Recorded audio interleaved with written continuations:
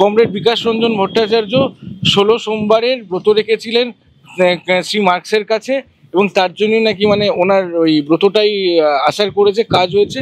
আসলে কি জানেন তো, ভারতের দুপাশে জঙ্গি আর ভারতের ভেতরে এই কবির সুমনের মতো লুঙ্গি। উনি অন ক্যামেরা বললেন খাও খাও খাও, আওয়াজ তুলেছিলেন যে গ্রেট অ্যাকশন ডে হবে, কান মে বিড়ি মুহ মে পান, লড়কা লেঙ্গে পাকিস্তান।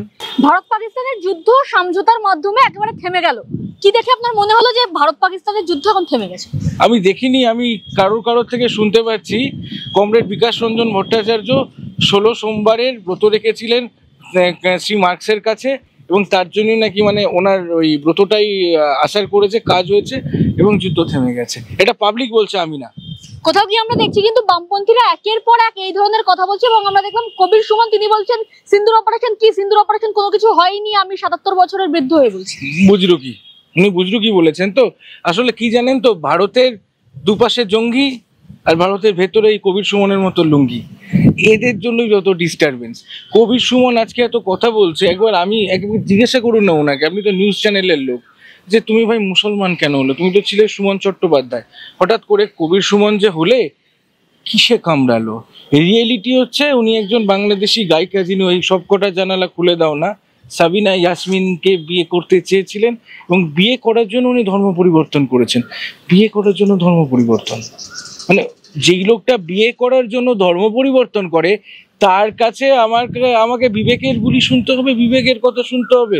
মানে আমি কত বড় পাগল হতে পারি? এই ধরনের লোকগুলো প্র্যাকটিক্যালি আপনার যেখানে যাবে সেটা নষ্ট করে দেবে।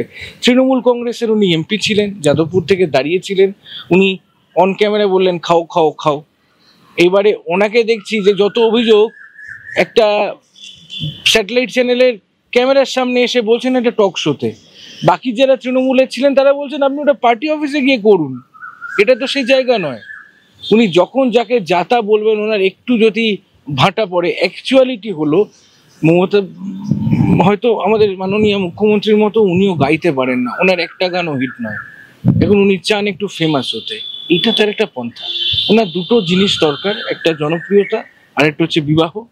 এখন যেহেতু দুটোই হচ্ছে না, তাহলে বুজরুকি টুজরুকি বলে যাচ্ছে, এবং লুঙ্গিকে স্যালুট করছেন।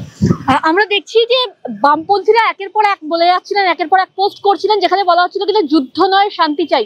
যখন যুদ্ধ একটা সমঝোতার জায়গায় এসছে, তখন বামপন্থীরা বলছে এতদিন পর্যন্ত যুদ্ধ খেলা হচ্ছিল, খেলা শেষ। এর কথার কি আদৌ কোনো গুরুত্ব আছে?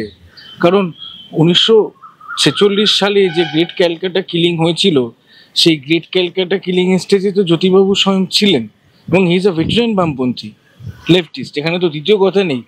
যেইখান থেকে সোহরাওয়ার্দী আওয়াজ তুলেছিলেন যে গ্রেট অ্যাকশন ডে হবে, কান মে বিড়ি মুহ মে পান, লড়কা লেঙ্গে পাকিস্তান, সেই লোকগুলো এখন এইসব কথা বলেটা কি করে? মানে আমি এইটা দেখে অবাক হচ্ছি যে লেফটিস্ট দলটা আপনার রয়েছে কি করে, জ্যোতিবাবু কি করে পার্টিটা করলো? উনি তো চেয়েছিলেন পাকিস্তানটা হোক, শেষ অব্দি উনি স্টেজ শেয়ার করেছিলেন। সেই স্টেজ শেয়ার করা একটা লোক আপনার একসময় মুখ্যমন্ত্রীদের কাল দেখিয়ে রেকর্ড ভেঙেছিলেন। আমরা সত্যি বোকা। বর্তমানে বারবার ইন্দিরা গান্ধীর সরকারের কথা উঠে আসছে। ইন্দিরা গান্ধীর সরকারের কথা উঠে আসছে, কিন্তু ইন্দিরা গান্ধী তো আপনার পাকিস্তান থেকে বাংলাদেশকে লিবারেট করেছিলেন, পাকিস্তানের কবজায় থাকা কাশ্মীরটা তো লিবারেট করেননি। অর্থাৎ উনি বাংলাদেশকে বাংলাদেশেরও যুদ্ধ করিয়েছিলেন, আমাদের সেনাকে ইউজ করিয়ে। ভারতের জন্য কোথায় করলেন?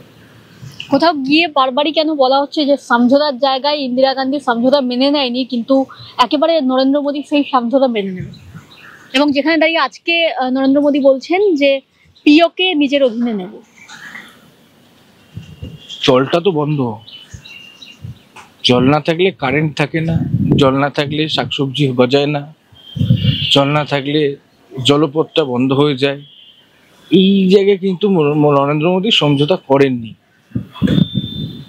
নরেন্দ্র মোদী যেটা সমঝোতা করেছেন সেটা হচ্ছে যে আমি আর আর্টিলারি বার্স্ট করবো না, ওদিকের আর্টিলারি ফেলবো না। সে তো ঠিক আছে, আমিও তো চাই না মানুষ মারা যাক, একজনও যদি নিরাপরাধী মারা যায় সেটা আমি চাই না। কিন্তু যেই জায়গায় পাকিস্তানকে টাইট দেওয়ার, যেই জায়গায় প্যাঁচ কষার বা পেনা দেওয়ার, সেই জায়গায় ভালো করে